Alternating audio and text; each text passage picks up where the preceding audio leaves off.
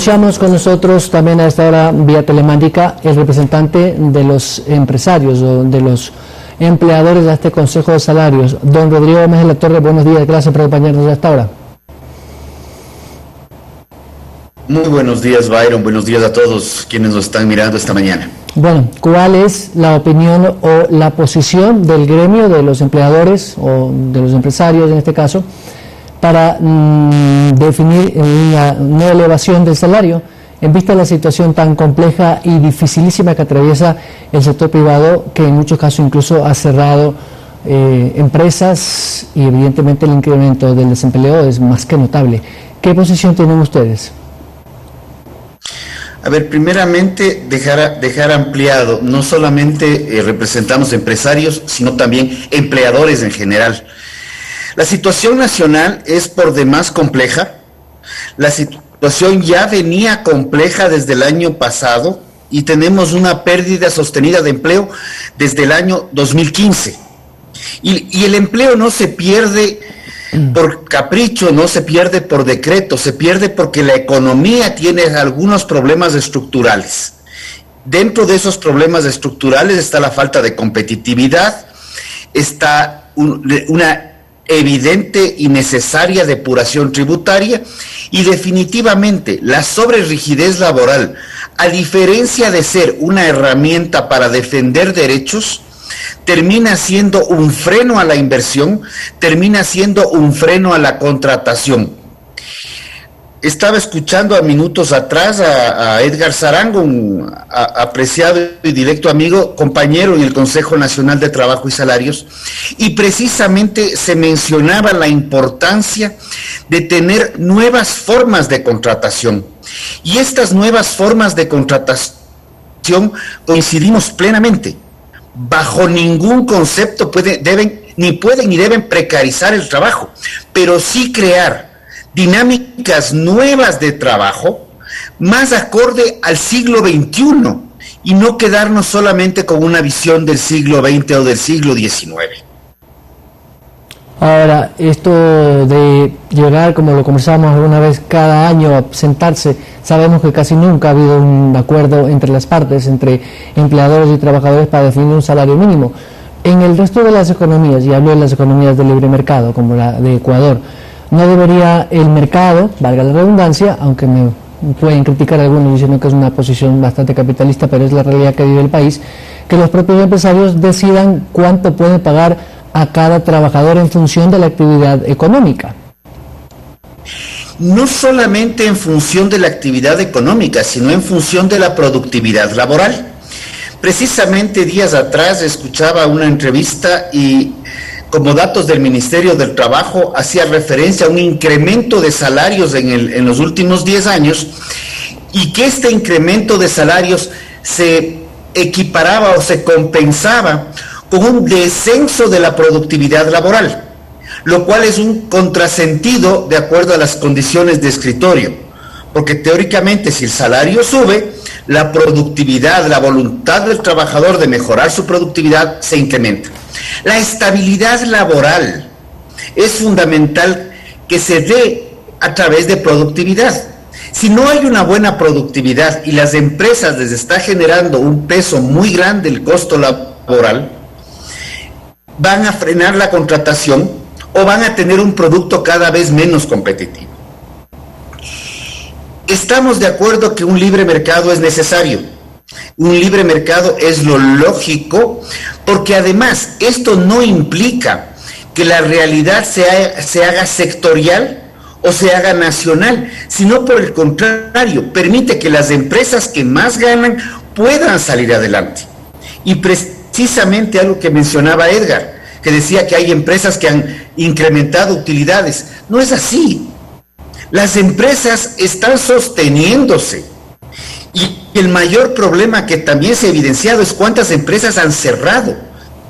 Entonces, cuando hacemos la evaluación del sector empresarial y en la encuesta de PricewaterhouseCoopers de unos días atrás, precisamente hacía mención a eso, que solamente un 8% de las empresas está pensando en la posibilidad de incrementar algo los salarios desde las empresas. Y ese incremento estiman que no sería superior al 0.4%. O sea, tampoco es que hablamos de que la situación sea abollante para nadie. Nadie está bien en esta economía. Todos hemos salido golpeados, tanto en el Ecuador como en el mundo entero. Y esas empresas que algo han podido sostenerse en lo que es ventas, no nos olvidemos que también se les puso un anticipo de impuesto a la renta que también les retira liquidez. Entonces hay que buscar mecanismos de adaptación a nuevos tiempos, adaptación a nuevas realidades. Ya en el año 2019 hablábamos de esto, ahora inclusive a las nuevas modalidades laborales que el día de mañana no sabemos y nos preocupa de sobremanera que pueda darse un nuevo confinamiento, por ejemplo, en donde nuevamente cambien las reglas del juego. Entonces, adaptación, flexibilidad son temas que ya no son de ideología, son en momentos que la realidad definitivamente superó la legalidad y hay que seguir viendo cómo se sostienen fuentes de empleo, se sostiene empleo, pero también combatimos un problema gravísimo que es la informalidad, porque eso afecta a todos los sectores económicos. Don Rodrigo, hay 9 factores que según el Ministerio deberían analizarse para tomar una decisión o ser analizada por ambas partes. Esa información es la que el Ministerio no ha podido entregarles a ustedes para que se retome una vez conocida esta información, se llegue a una decisión cualquiera que ésta sea. ¿Cuáles son esos indicadores que ustedes consideren importantes y oportunos conocerlos para tomar la decisión? Índice de precios al consumidor, inflación, productividad, etcétera. A ver, el índice de precio al consumidor proyectado es un dato fundamental porque es el único dato que considera la ley para poder generar un cambio. Sin embargo, se emitió el acuerdo ministerial 185, donde existen factores como porcentaje de variación del salario unificado. Hay los factores de ponderación de índice de precios al consumidor, factor de ponderación de productividad laboral, elasticidad de empleo con respecto a salarios, elasticidad de informalidad. El último porcentaje de variación de índice de precios al consumidor que se disponga, ese sí lo tenemos, está emitido por el INEC. También hay el porcentaje de variación de productividad laboral. Este porcentaje está aproximadamente en menos 2.4%. O sea, la productividad laboral este año ha decrecido en un 2.4%. El porcentaje de variación de la tasa de participación laboral es otro tema que nos preocupa de sobremanera porque significa que los salarios se siguen perdiendo y obviamente el porcentaje de variación del sector informal. De estos valores, algunos ya el Ministerio nos ha entregado y nos ha convocado a una reunión a través de medios telemáticos para el día lunes a las 11 de la mañana, en donde esperamos tener ya toda la información completa, no solamente para orientarnos hacia la aplicación de la fórmula, que significaría que no hay acuerdo, sino para que con estos factores poder buscar mecanismos de defender tanto las fuentes de empleo como defender el empleo, pero más aún defender cómo crear nuevos espacios de empleabilidad. Don Rodrigo, con la ley humanitaria, tras la situación caótica y crítica que se vivió entre abril y julio, donde hubo la para de muchas empresas y el cierre de algunas, del desempleo tan terrible que se vivió en esos meses, hubo una figura especial para la desvinculación de trabajadores. Luego hubo esta famosa fórmula intermedia del giro específico del negocio para intentar recuperar el empleo, esta nueva modalidad de 4 sectores específicos que el ministro lo anunció hace algunas semanas, que tiene que ver con la industria cultural, el turismo, el empleo joven, el empleo para mujeres. De alguna manera ha sido un año atípico, muy complicado en el tema del mantenimiento del empleo, pero aún así ¿ve usted que hay una posibilidad, aunque sea ligera, de una recuperación del empleo una vez que el sector productivo pueda absorber el golpe? A ver, no me atrevería a decir que la ley humanitaria fue la que generó las soluciones. Realmente vemos a través de la información que genera el Instituto Ecuatoriano de Seguridad Social, que a partir de octubre más o menos se estabiliza ya en el piso el tema de empleo. O sea, ya es como que se perdió la gran mayoría del trabajo. La ley humanitaria lo que dice es que para poder aplicar el 169, numeral 6, la empresa debe cerrar completamente sus actividades. O sea, si la empresa quiebra, es materialmente imposible que sostenga puestos de trabajo. La razón no pide fuerza. Más bien lo que vemos es que el giro de negocio sí ha permitido crear nuevas formas de trabajo, adaptarse a los nuevos momentos y las nuevas modalidades, donde uno de los contratos más interesantes es el contrato productivo, que es totalmente transversal para todos los sectores. Ese contrato productivo, al igual que el contrato de emprendimiento, son temas que fueron tratados a nivel de Consejo Nacional de Trabajo y Salarios el año 2019, en donde inclusive coincidimos plenamente con Edgar Zarango, con Richard Gómez, o sea, con Edwin Salazar, en donde vimos que el problema estructural de la economía ecuatoriana, el problema estructural de la situación del trabajo, todavía sigue sin resolverse. Y más bien felicitamos al ministro que haya tomado al toro por los cuernos y poder decir, ok, vamos a trabajar en buscar soluciones al empleo. Y definitivamente creemos, así como lo ha mencionado el ministro de Finanzas, así como lo han mencionado un sinnúmero de analistas, que por favor sostengamos el salario hasta por lo menos del próximo año, que no haya un incremento en este momento, para que en un proceso de reactivación económica real, porque estamos comenzando a salir de un hueco, pero seguimos en el hueco, no es que hemos cambiado, pero en ese proceso de reactivación económica, poder ir encontrando mecanismos para dar derechos, dar empleo a nuevas personas y no quedarnos solamente con un grupo que en este momento representa un 30% de la población económicamente activa que tiene empleo, y de ese grupo una población menor que está sujeta a la remuneración básica unificada. Tenemos que buscar mecanismos para que más gente acceda a empleo. Y si el empleo se creara por decreto, sería muy fácil emitir un decreto ejecutivo y decir, crecen 5 millones de plazas de empleo, pero no es así. Las empresas necesitan producir, necesitamos productividad, y el momento que producen y pueden vender más, ahí es donde la reactivación económica se da y la reactivación del empleo. Y el mercado internacional en este ámbito es fundamental, porque hacia allá es donde deberemos seguir apuntando y posicionando nuestros productos, porque es donde tenemos un amplio mercado para poder crecer.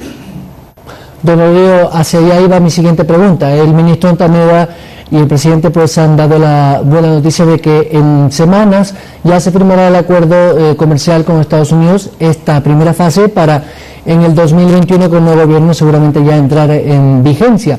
Hay nudos críticos, los más, digamos, complicados podría ser el tema de tecnologías, propiedad intelectual, pero hay un tema de subsidios. La industria norteamericana protege mucho a su industria local, sobre todo la agricultura y la ganadería, pero los norteamericanos quieren ingresar esos productos a Ecuador. Estamos hablando de que para Estados Unidos cubrir la demanda de Ecuador a precios muchísimo más competitivos que los nuestros podría ser una realidad.